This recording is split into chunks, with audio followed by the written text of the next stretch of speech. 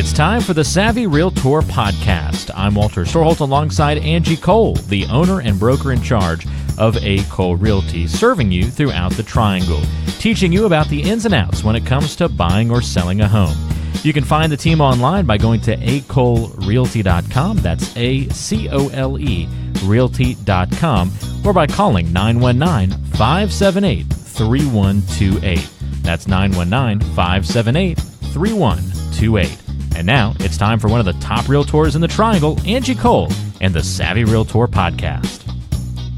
All right, I think we're getting Angie excited on today's show because we're getting ready to talk about, I'm sure, the channel that's always on in the background in her home, HGTV, or any of those, I guess, home improvement or, home type channels. Real estate television, I guess, is the broader way we can describe it. Very popular these days. I mean, Angie, who doesn't like watching House Hunters or Love It or List It and putting yourself in their shoes and deciding what you're going to do in those situations, or the beautiful homes that occur after the renovations from Chip and Joanna? I mean, it used to be the Weather Channel in our house that was always on in the background. Now it's sort of like right. HGTV has taken its place. I love it. Well, currently in my household, actually the baby channel has taken precedence, but normally it would be HGTV because, yes, we love those shows. We love the home improvements. We love the personalities that come along with it as well, and it definitely gets us exciting to make some changes and do some improvements to our home. The baby channel. I didn't know that existed. Well, we call it the baby channel. I don't even know the real name to it, but it's horrible. It's not even in HD, but I don't think the little one cares. But yeah, it's a little bit of a learning channel and just keeps them happy in times of need. Fascinating. Well, before we even get into talking about all these different types of programs, it's important to note that you've actually been on HGTV before. You were featured in House Hunters a couple of years ago, helping a local couple in the area. Give us a quick recap of that experience for those who haven't heard the story before. Yeah, so that was back in 2013. Goodness, seems like forever ago. So my clients, Roberto and Karina, also good friends of mine, were looking to purchase a home in the area. We had a husband and wife who were kind of looking for something different. So, for example, Karina, she enjoyed being in the downtown area, the closeness, to restaurants where she could walk, back and forth. Where Roberto, it was important to him to get a larger home. So we ended up being featured on HGTV House Hunters, where, they choose from 3 different homes. They end up buying the home. They go under contract. At the end, there's a housewarming party. So it was a really neat experience. I always jokingly say, though, I never would care to be an actress. It really made me realize how much work is put into just a 30-minute show, which within 30 minutes, there's commercials even in between that timeline. But it was it was 5 days of taping. I was involved in 3 of those days. But there's a lot of work that goes into making one of those shows. Is it really that much taping that goes into one of those episodes? See, I thought that would be a full 1, maybe 2 days of taping. No. It is amazing. Because and I would like to say I was pretty decent on camera along with my clients. And we would go through, all right, let's tour this one bedroom or let's tour the kitchen. And even though you do it 100% correct and, there's no mess ups or whatnot, you still had to do that same taping again a good 3 or 4 times because they need to get different shots, different views. And so that's when it really starts to add up as far as like timing and the time invested to make one of those shows. That's pretty wild. I know a lot about the, just from reading over the years, we've probably all heard a little bit about how those are somewhat staged, through a lot of the programs. And, they kind of, in many cases, have already bought a home or at least put an offer on a home, some of those kinds of tricks of the trade. But I would never have guessed that it would have taken that long to actually film the programs. I would think that they would have had it much snappier. So that's interesting. Well, that's our first point to take away from, watching some of these shows online, House Hunters being a great example of that, is that, the home search is painted in a particular way, especially on that program. Buyers look at 3 homes and then they pick one. But that's not really an accurate representation, is it? No, not at all. Not at all. So, I mean, Angie, what would you say is sort of the average search for somebody? How many homes are they looking at these days? What would be the reasonable expectation for somebody who's getting ready to start that process? Sure. I mean, now, do we show 3 homes and someone falls in love with a home and they go under contract? Sure. We've shown plenty of homes, just one home, or as far as the home search, just show one home. Buyers love the home, they go under contract, and they live in it, and they love it. But on average, I would say we typically show about 7 to 10 homes before a buyer finds the perfect home that meets their needs, and they're ready to move forward with an offer. Yeah, I think it was our first home. We maybe looked at 6 or 7 townhomes and then decided we really liked the single-family home route. And so then we ended up kind of hitting the reset button and probably looked at 5 or 6 more from there. So we ended up having a higher total that first time around. And then our second home search, I think we only looked at 4 in person. But we did about 1,000 drive-bys, I would say, leading up to those 4 in person. So it's, there's different ways of sort of, doing that search. Well, I was going to say, and that average over time definitely has dropped. I know from even just several years ago when I was actively showing buyers in our market, we would go and look at 15, 20 homes sometimes. But where, consumers or buyers, they are on the internet a lot more.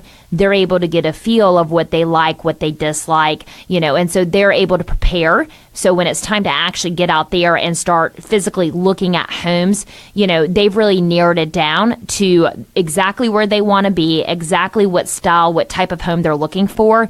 And especially now with the inventory levels being so low, there's not but so much to choose from. So it's, caused or created where buyers are not as picky, I would say, and they realize that, if I can get maybe 7 out of 10 of my must-haves in a home, I'm doing pretty good. Yeah, I think that's a great point. It's interesting how the, technology has changed not only the home search, but your job as a real estate agent has really taken a change. I mean, seems like a real estate agent, back in the day, so to speak, the main crux of your job was shepherding people around to show them homes. And now that seems to be a more minor part of the real estate process just because there's just other ways that your expertise is now highlighted. Yeah, for sure. I would say it's now shifted to where, we have to control and also educate the buyer on the process because of the urgency that's been created with the shift in the market. It's our job as the agent, as their advocate, and looking out for them to really educate the buyer up front, make sure that they clearly understand the process from the beginning, what the expectations will be throughout the process, financial expectations as well, what monies are due up front in order to make an offer. And so making sure that we really walk them through the process in the beginning instead of just, like you said, shepherding them through homes is really important because, this market is moving quickly. And urgency is there. If a home hits the market that you think you might like, we need to get you out there immediately. So really just preparing a buyer for today's market is very important when dealing and working in real estate. Well, and you talk so much about the process and being educated about that because the less time you have to spend learning the process, the faster you can make those important decisions. And that's why you and the folks at Cole Realty have put together a really cool buying guide that's particularly helpful to first-time home buyers, but also a good refresher for anybody who maybe hasn't, bought or sold a home in the recent past. Yeah, for sure. So it's always important to understand the process and the steps from start to finish, just to make sure that we're going in the correct order. We're not getting ahead of ourselves. For example, if we start showing you homes before you've even been pre-qualified, we might show you homes that aren't even within your budget. You might fall in love with a home and you won't be ready to make an offer because you do not have that pre-qual letter at hand. So understanding the process and the steps to make sure that we are going through the contract to close process in a timely manner and taking all the correct steps one at a time is super important. So we would love to share with you our home buying guide, which takes you through the steps from start to finish and even after the closing. So if you would like to receive a copy of our home buying guide, you can text the word contract to the phone number 555-888. So once again, on your smartphone, you can text the word contract to the phone number 555-888 to receive the copy of our home buying guide. And once you send that text, we'll text you right back with a link to that guide, and you can view it right there on your smartphone or email it to yourself for later viewing. Again, just text the word contract to 555-888 to get Angie Cole and the A. Cole Realty team's home buying guide. 555-888 is the number, and the word that you text is contract to get that guide. Stay with us. More coming up on today's show. This is the Savvy Realtor with Angie Cole.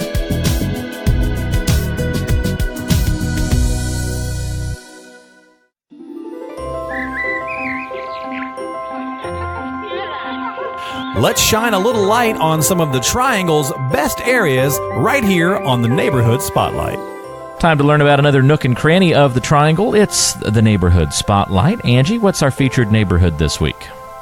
Our featured neighborhood is called Brookstone, and that's one word, Brookstone, located in northeast Raleigh.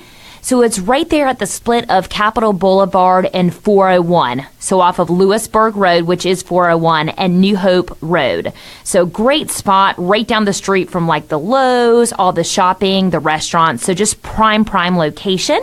This is a single family detached neighborhood. The homes were built around 2000 to 2003. They start off smaller, around 1,200 square feet, which are our ranch homes. And then we also have two-story homes going up to 2,000 square feet. The homes in this neighborhood are priced below $225,000. So that is an amazing price point to find a single-family home in Raleigh. So if you would like to get more information, or maybe you're thinking about buying or selling in the neighborhood of Brookstone, you can call me directly on my cell phone. I would love to share more details with you. My cell phone number is 919-538-6477. Again, that's 919-538-6477. That'll put you in touch with Angie Cole of A. Cole Realty, serving you not only in Raleigh, but all the surrounding communities here in the Triangle as well.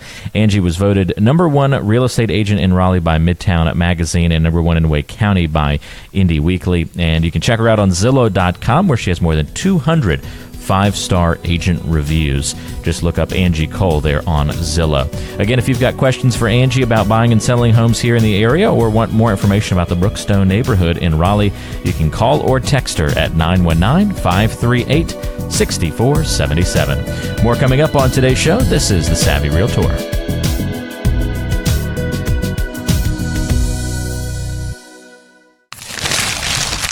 It's time for the mailbag. We want to hear from you.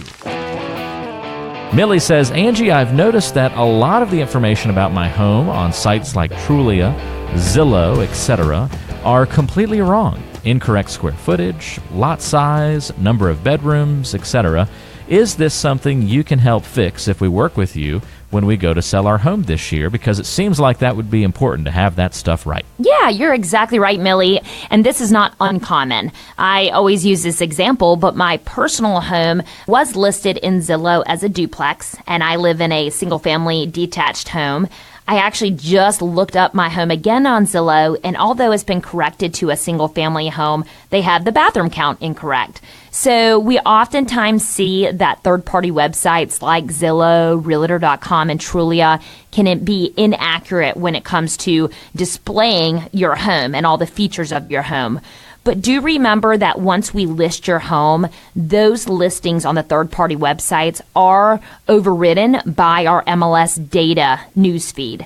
So once we go active and on the market, the new listing, the accurate information that we put into our MLS database will then feed through to these third-party websites. Our team, we have an upper hand on this too, because we spend money with Zillow to become what's called a premier agent. And the great thing about a premier agent with Zillow is we can also market your home as a coming soon listing on Zillow. You must spend, unfortunately, to play with that company, is the way that it works. But by doing so, when we list your home as a coming soon in Zillow, again, there we can change all the information to make sure that it accurately reflects your true features and everything about your home. So not only will it change when you go active, but we can go ahead and change that information when you're listed as a coming soon with our team. That's pretty cool to be able to do. And I know that a lot of people do start their searches on those third-party websites, but we try to emphasize a lot here on the program that for both buyers and sellers, it's so important to make sure that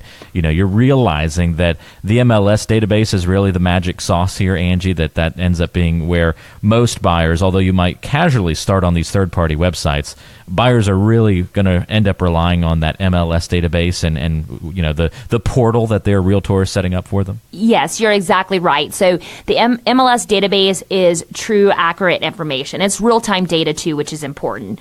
And so in the MLS database, that's where we will go through all the specifics of your home. We will make sure that all information is accurate and is exact to, the way that your home should be displayed. And then from there, it will feed over and it will go correctly into the third-party websites. You've been listening to the Savvy Realtor Podcast. I'm Walter Storholt alongside Angie Cole. She's the owner and broker in charge of A. Cole Realty here in the Triangle. And if you have questions for Angie, we invite you to go online to acolerealty.com. Listen to past podcast episodes on the website, read the blog, and all the great information, including the option to find a home right there on the website. That's acolerealty.com. And you can also call Angie with your questions, 919-578-3128.